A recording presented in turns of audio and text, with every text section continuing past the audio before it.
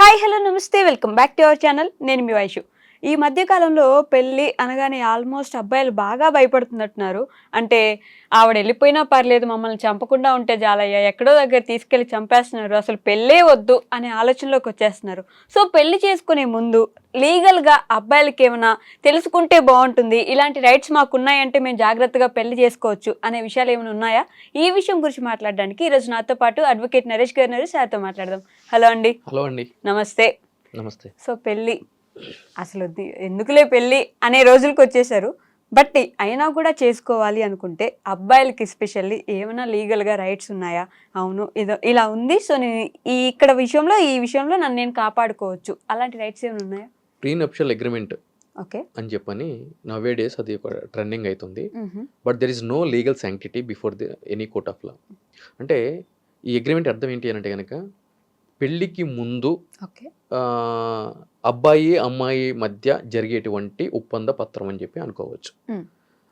ఎందుకోసము అని అంటే కనుక నవ్వే డేస్ ఏం జరుగుతుంది అని అంటే కనుక మ్యారేజ్ చేసుకున్న తర్వాత ప్రధానంగా ఎక్స్ట్రా మ్యారిటల్ అఫైర్స్ వల్ల, దాని తర్వాత వాళ్ళకి కావాల్సినటువంటి లైఫ్ స్టైల్ ప్రొవైడ్ చేయకపోవడం చేత వీళ్ళు ఎక్స్పెక్ట్ చేసినటువంటి లైఫ్ స్టైలు, అదేవిధంగా మిగిలిన ఇతర కారణాలు వల్ల ఏం జరుగుతుంది అని అంటే కనుక ఈ వైవాహిక జీవితం అనేది ముందుకు సాగకుండా పోవడం చేత ఆ కోపాన్ని ఏ విధంగా తీయాలో తెలియక, ఆబ్వియస్లీ ఆడవాళ్ళకి అనుకూలంగా కొన్ని చట్టాలు ఉన్నాయి అనేది అంగీకరించవలసిన నిజం కాబట్టి మొదటగా ఏం చేస్తారు అని అంటే కనుక వీళ్ళు అడిగిన డిమాండ్స్, అంటే అమ్మాయి అబ్బాయి ముందు పెట్టిన డిమాండ్స్ అబ్బాయి గనక ఒబే చేయకపోతే, ఒప్పుకోకపోతే ఇమ్మీడియట్లీ ఏం చేస్తారు, ఈ యొక్క చట్టాలు ఎవరైతే గనక నిజమైన బాధితుల కోసం చేయబడ్డ చట్టాలు ఉన్నాయో వాటిని తమకి అనుకూలంగా వాడుకొని ఫేక్ కేసెస్ రిజిస్టర్ చేయడం జరుగుతుంది.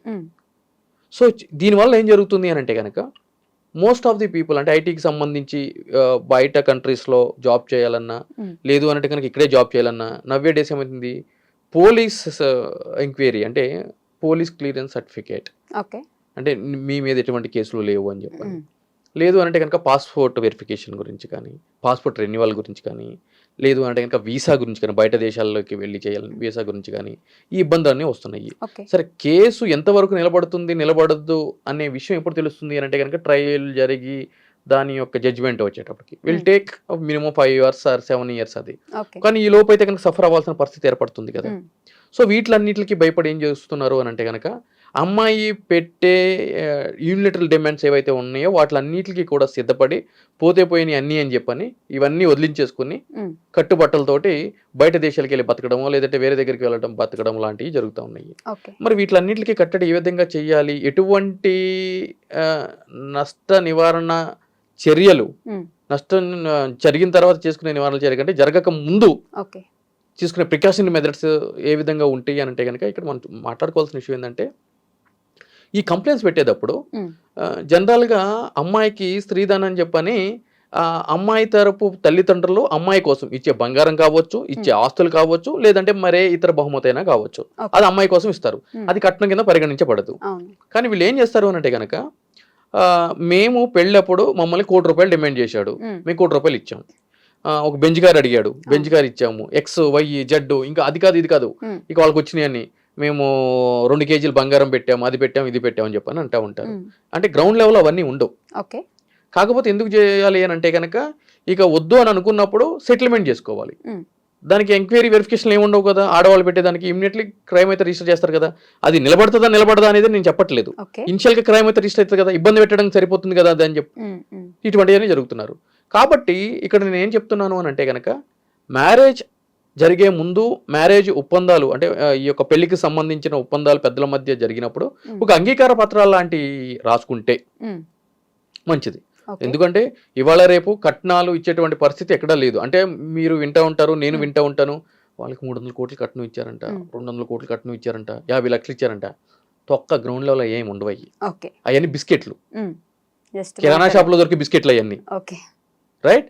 జస్ట్ ఏదైనా షో చెప్తారు. అంటే అమ్మాయి తరపున 300 crores ఆఫ్ ప్రాపర్టీ ఉంది, లేదు అంటే కనుక నాకు 300 crores ప్రాపర్టీ ఉంది, నాకు ఒక అమ్మాయి ఒక అబ్బాయి, వాడికి సగం ఈమెకి సగం, రైట్?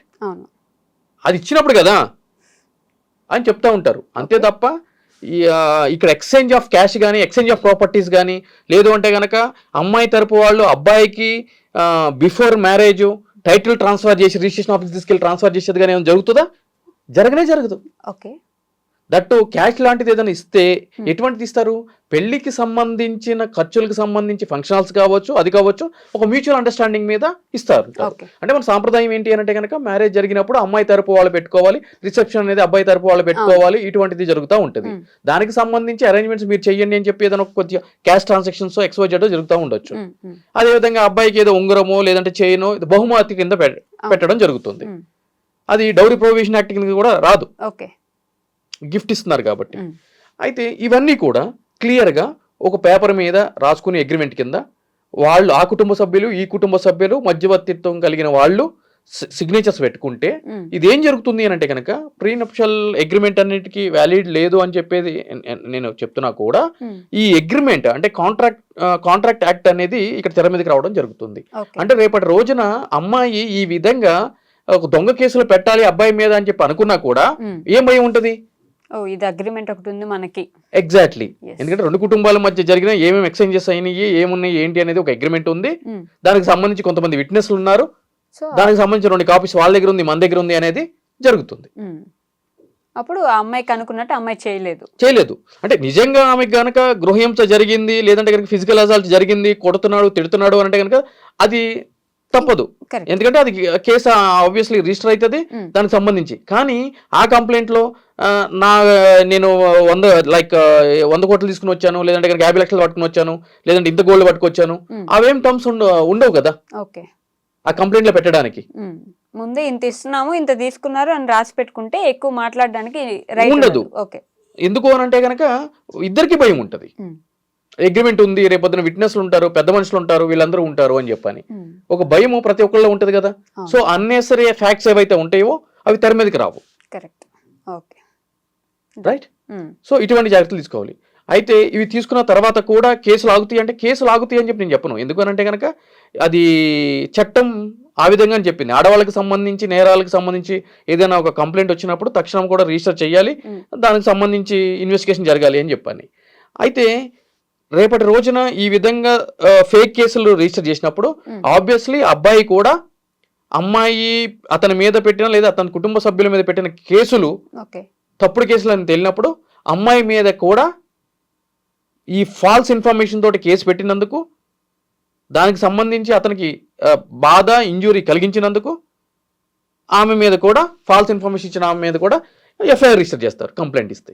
ఓకే, ఇలా ఇబ్బంది పెట్టింది అని రుజువు అయితే ఎస్ అంటే కోర్టులో ఆబ్వియస్లీ అక్విటల్ అయిపోయిన తర్వాత అంటే నిర్దోషిగా బయటకు వచ్చిన తర్వాత ఆబ్వియస్లీ అప్పీల్ పీరియడ్ అయిపోయిన తర్వాత సంబంధించిన పోలీస్ స్టేషన్లో అమ్మాయి మీద కేసు పెట్టడానికి పుష్కలమైన అవకాశాలు అబ్బాయికి ఉంటాయి. అబ్బాయి కుటుంబ అదే తల్లిదండ్రులు కానీ ఆ కేసులో ఎవరైతే నిందితులుగా ఉన్నారో వాళ్ళందరికీ కూడా. అదే విధంగా జరిగిన ఈ యొక్క డిఫేమేషన్ ఏదైతే ఉందో దానికి సంబంధించి కూడా వాళ్ళు సర్టెన్ అమౌంట్స్ తోటి క్లెయిమ్ చేసుకోవచ్చు కాంపన్సేషన్ కింద. అదేవిధంగా క్రిమినల్ డిఫేమేషన్ కేసులు కూడా రిజిస్టర్ చేయడానికి అవకాశం ఉంది అబ్బాయిలకి సంబంధించి. సో పెళ్లి చేసుకోవాలనుకున్నప్పుడు ముందే ఇట్లాంటి అగ్రిమెంట్స్ పెట్టుకుంటే better. Exactly. Okay, right, done. Thank you అండి. Thank you.